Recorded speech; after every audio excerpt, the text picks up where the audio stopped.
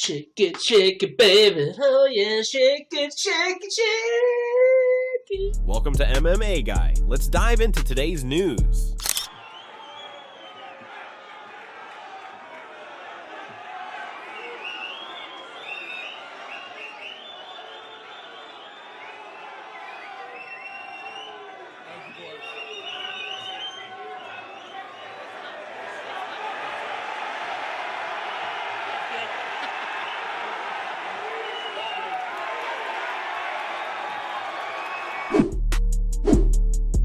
JDM gets booed at the UFC 322 presser. Challenges, big moments. I'm excited for the challenge and I look forward to it. I'm excited for this on Saturday night. I was about to ask regarding. Well, become every day close to the fight. Very excited, you know. When I was in Australia in Perth, the crowd support my opponent. Now we're in US and people support me. Thank you guys, this is amazing. Dana White reacts to Jack Della Maddalena getting booed during the press conference. Jack Della was largely booed every time he spoke. I thought Americans loved an underdog. Were you surprised by that reaction? Yeah, obviously there's a huge Muslim community out here in New York, but also you have to look at the fact that Islam's looked at as one of the best ever, and moving up and trying to beat a guy at 170. Islam has done so much, and the whole Dagestan and Habib and the camp that they have out there, and like I said, a huge Muslim. This is basically like a Muslim country right now, so I'm sure Jack's feeling it.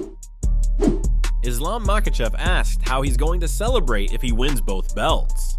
What if I have two belts? Если у тебя будет два пояса в конце вечера, что ты делаешь, чтобы отпраздновать это? Well, maybe all of you guys can come to Dagestan and we celebrate together.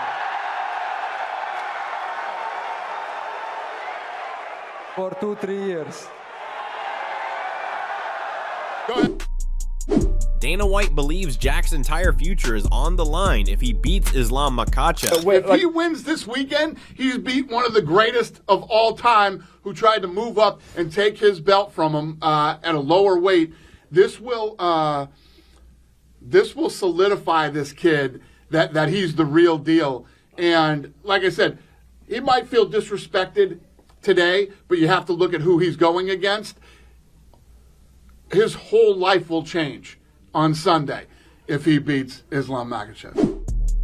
Carlos Prates and Leon Edwards face off for the first time.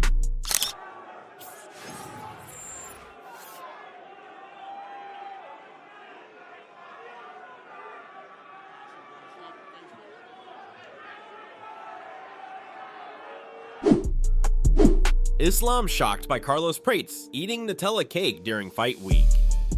I saw the guy Carlos Prates. He eat Nutella cake in the lunchtime, in the fight week. It's something I never do, and I understand I'm bigger than this guy, I don't touch anything, other things which one the nutrition team give me, and I still have to cut much, Islam Makhachev cutting down his last 2 kilograms to make welterweight limit. Последние килограммы. Аккуратно.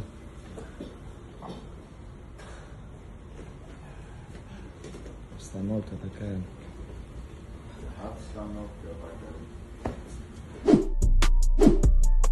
Let's move on to some predictions about the fight.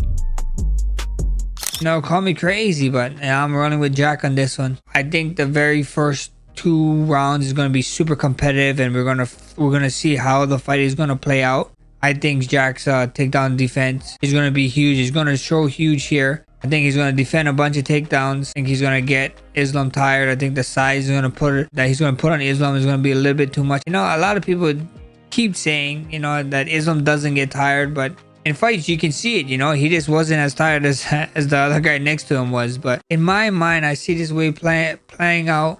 Jack getting him tired, getting his hand raised, maybe a 3rd round TKO leaning towards Jack. And I think Jack is gonna find Islam's chin, you know. And when people find Islam's chin, you know, Islam when he gets hit, sometimes it looks like it gets to him, you know. I'm not saying like he's get hurt, like oh my god he's crazy hurt, but it looks like when he gets pinged, they don't like it too much. So Alexander Volkanovski's final advice to Jack Della Maddalena.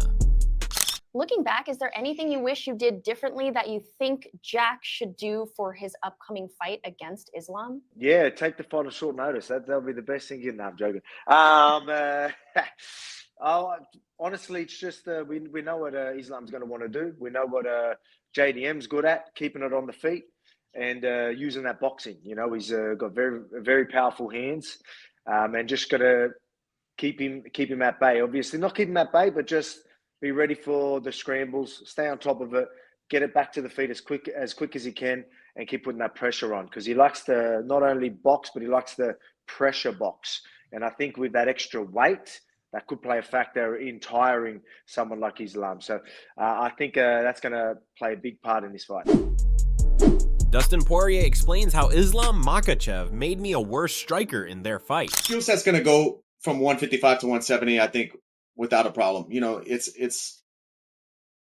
just going to come down to Jack's timing, his takedown defense, his wall work, and his ability to keep Islam in punching range without worrying about the takedowns. Because same thing for me, what I did.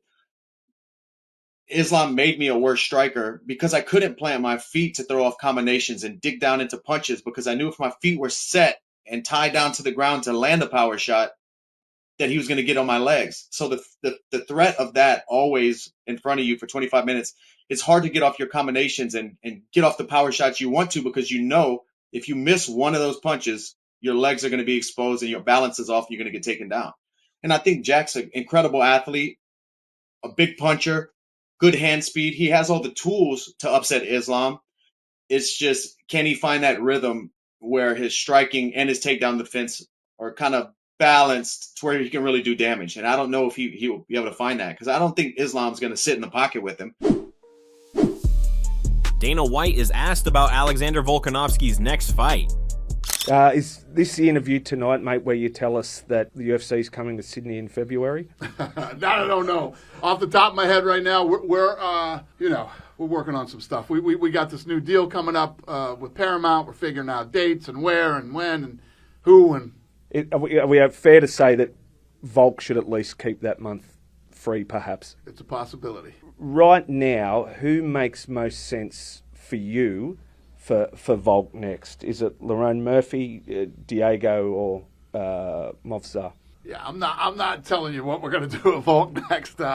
Once we figure out what's next, we'll announce it. And I get it. You flew all the way out here and you want to go home with something good, but I'm not ready to give any of that up yet. Islam Makhachev kept it real when asked about the last time he felt scared. Last time I scared a couple of days ago in my dream. I was a little girl and my dad was getting in a street fight. And I jumped in and I started hitting the guy. The last time I was scared was when my daughter just fell on her butt earlier. It was pretty hard, kind of got me. The last time I was scared was when I was young, I saw a ghost. Yeah. What, I see a ghost? Yeah. I was not young though, I was in Jamaica. Yeah. I was brushing my teeth outside, yeah. Obviously. I looked up and there was like a little girl just there floating in front of me. Went home, I came back and he was gone. I haven't seen a ghost since, so I don't know if it's a ghost or not. It must have been a ghost though. Dustin Poirier meets Chanko and asks if he can wrestle like Islam. Really? 2 times? Yes. You know how to wrestle? No wrestling, Muay Thai. No wrestling. Okay. You look like Islam. Same team. Yeah? You good shape, bro. You too much retired. Last fight, the most. Самое это количество ударов. He does look like Islam. Yeah, Islam. Get him. Chanko gets a huge ovation from the fans at the UFC 322 press conference.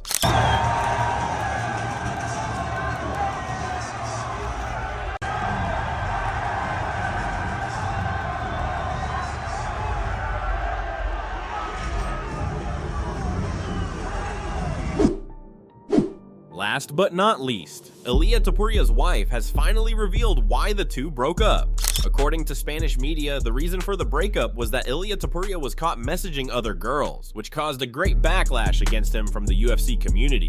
This guy says if this is true, he's lost a lot of respect for the fighter Topuria.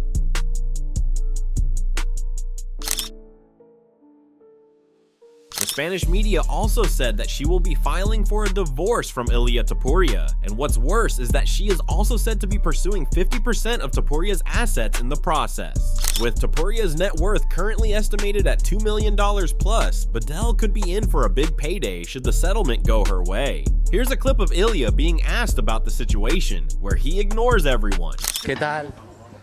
Contento, ¿no? ¿Cómo estás? Es que no va a hacer ninguna declaración. Oye, por favor. No va a hacer ninguna declaración, chicos. Nada, cero. Es cierto que no ¿Se quiere decir algo de la ruptura? Si no, renuncia.